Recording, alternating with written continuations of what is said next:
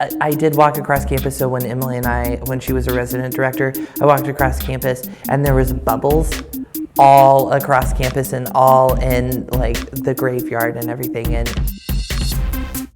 so the junior visit day pranks typically involved one of the admissions department's golf carts. So it ended up on the second floor of the Walker Center, up on the porch. It ended up on the flagpole monument. It ended up down by my house, and I think they were trying to get on top of the bridge.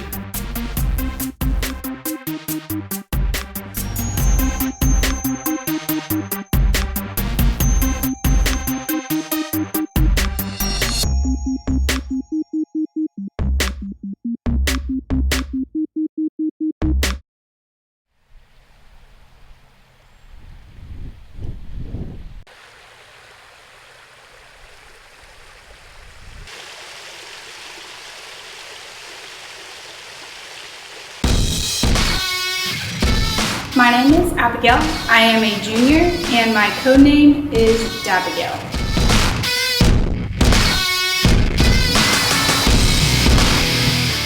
Hi, I'm Josh. I'm a senior and my code name is the Captain.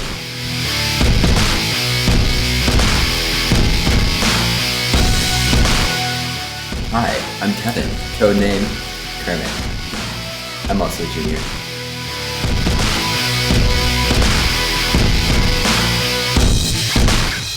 My name's Liz, I'm a junior here, and my code name is Liz Khalifa.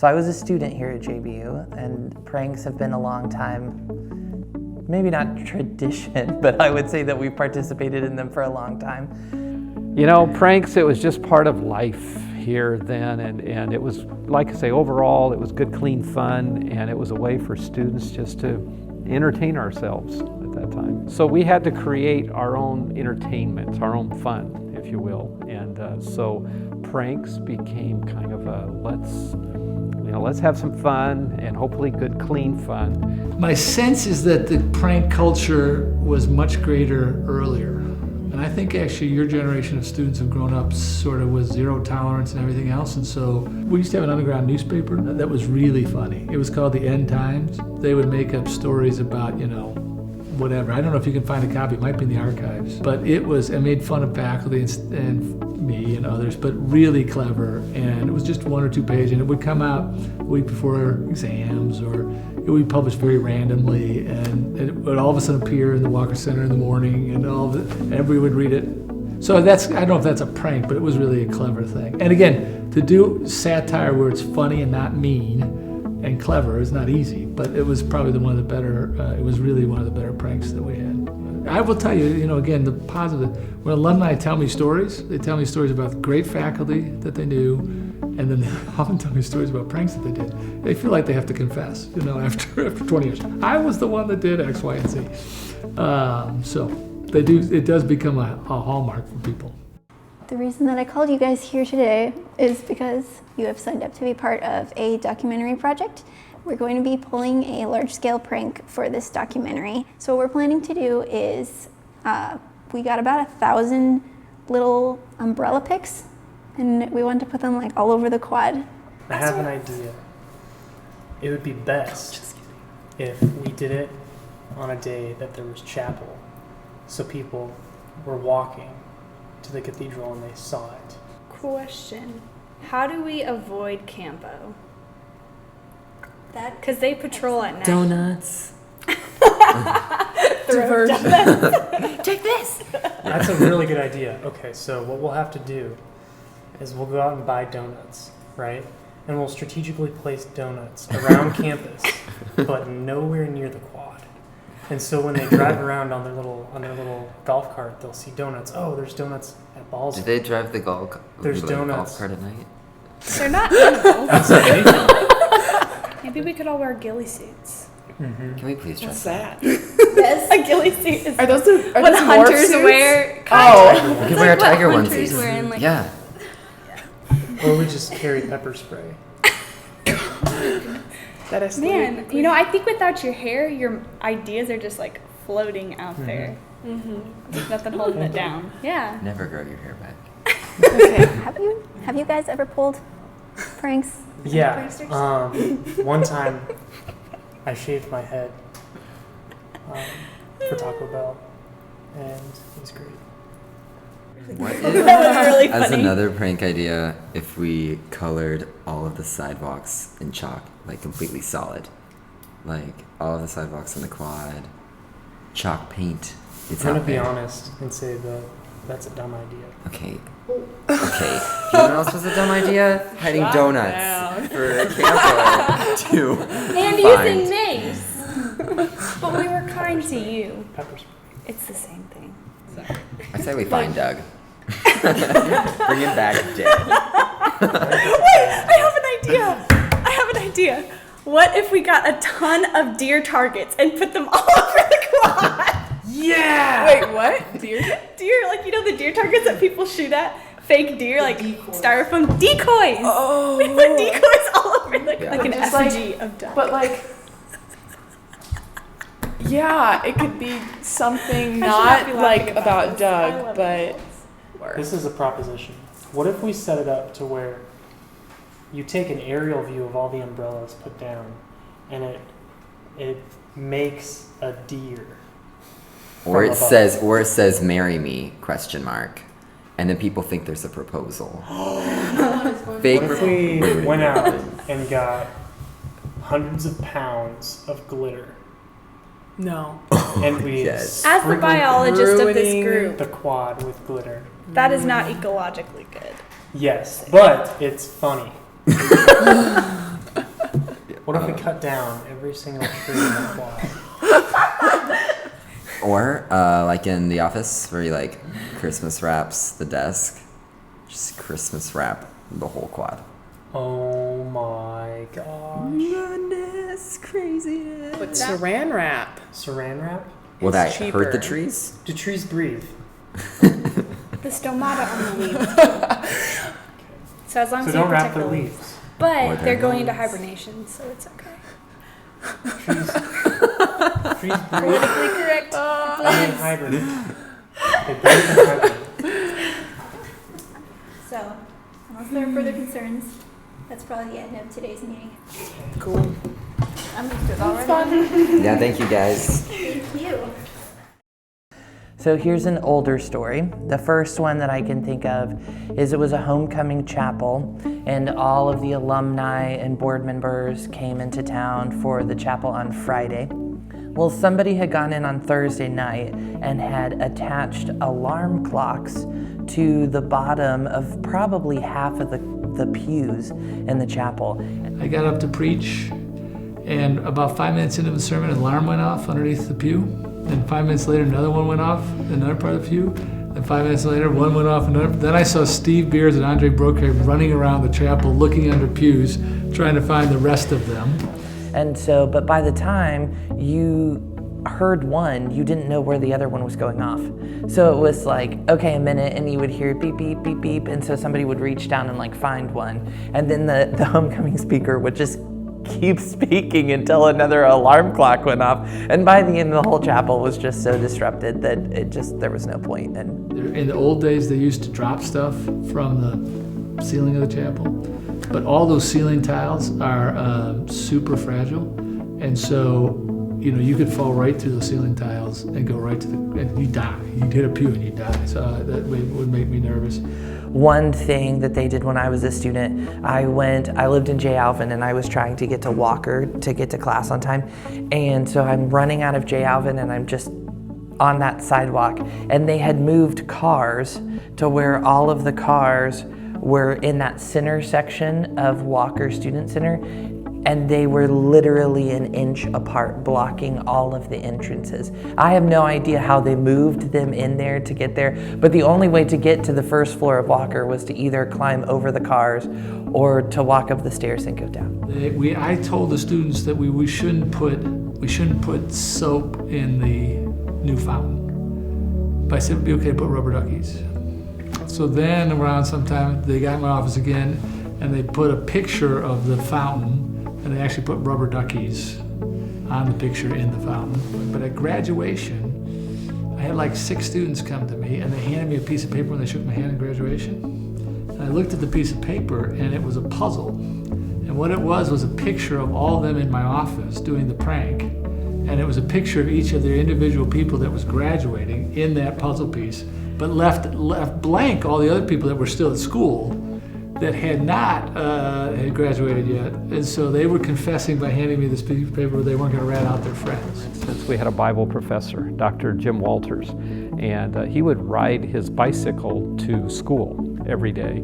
And it became this challenge of students to see how they could prank his bicycle while he was teaching in class. And one day we came out and there was a flagpole, and the bike was at the top of the flagpole, and so they had taken it and done that to it.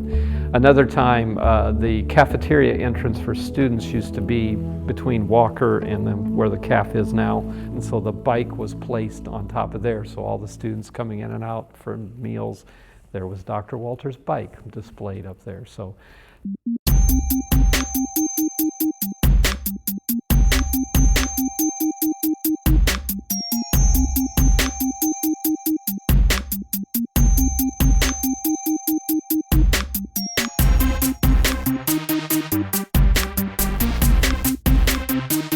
So we went to Walmart and bought 5,600 feet of sisal twine, and we're going to take twine and run it through the trees from Walker to the cathedral, a couple feet off the ground, so that when everybody goes to go to chapel on Thursday morning, they have to like duck down to like to the ground and like make it super awkward to get anywhere across the quad. Is that a mile? 5,280. Wow. Yeah, we have a mile of twine. I took math in elementary school. Wow. Almost. I like it. We also have the umbrellas still. We'll probably put those up randomly somewhere. So is there some wardrobe we need to keep them on, like all black? Go Stuff. ninja, if at all possible. So you want to wear as much reflectors ninja. and white? Did you have a question? No, a eureka. What's your eureka? Nothing. Nothing you need to know about. Nothing. Just wait till Wednesday night. Go ahead, Kevin. Okay, we're gonna wear our tiger onesies. I don't have a tiger onesie. That's fine. And you don't need one. It's a male. It's just a Kevin That thing. sounded like a really bad pickup line. But trust me, you don't need one. I know some people. I don't. Because originally Get it. Just go back. Go wild. Yeah. Is there anything witty we could say and like hang from just a few spots on the twine? What if we said J. Alvin rules? Okay. Hear me out. We'd be pranking campus into thinking that J. Alvin pranked campus. It We wasn't could do J. it with the Alvin. umbrellas. We could say J. Alvin. If we just do JA, Oh. That's good enough. J.A. And when people ask what it stands for, it like actually they're like, means how do you not know what that stands for? just asking. It's Bowerheads and prank. No, okay. Pranksters. Abigail, Captain, Kermit,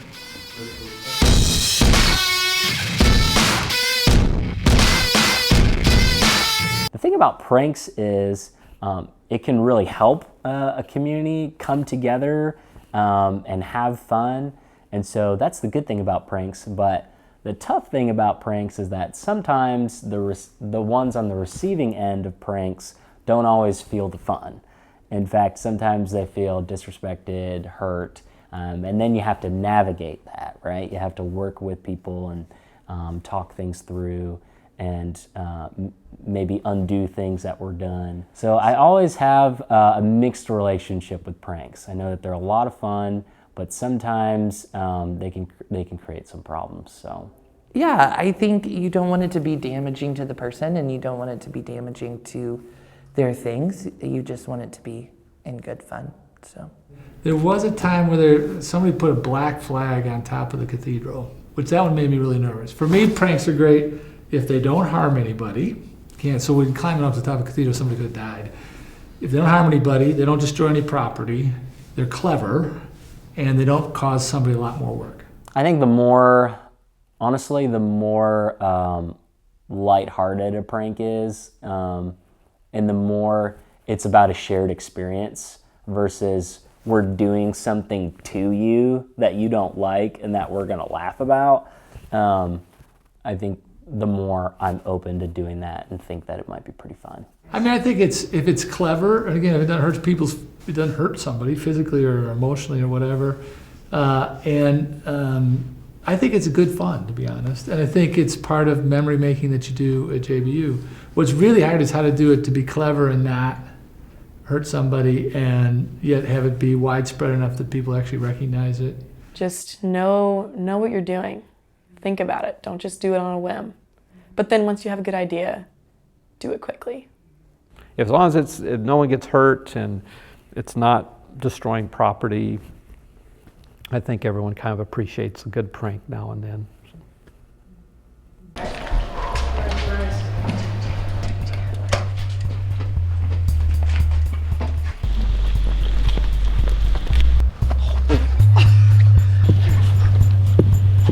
What are you looking at?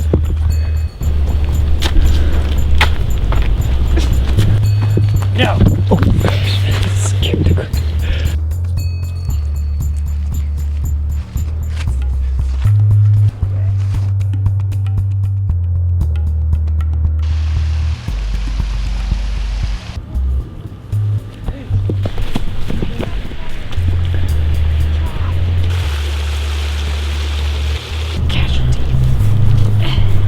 Because Djibouti, meaning JBU, not the country, but Duck! just circles around, doesn't spell jam.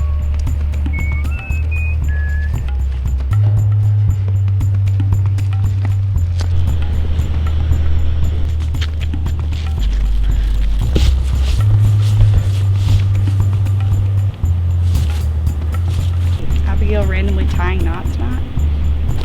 It's about as strong as steel. Where am I?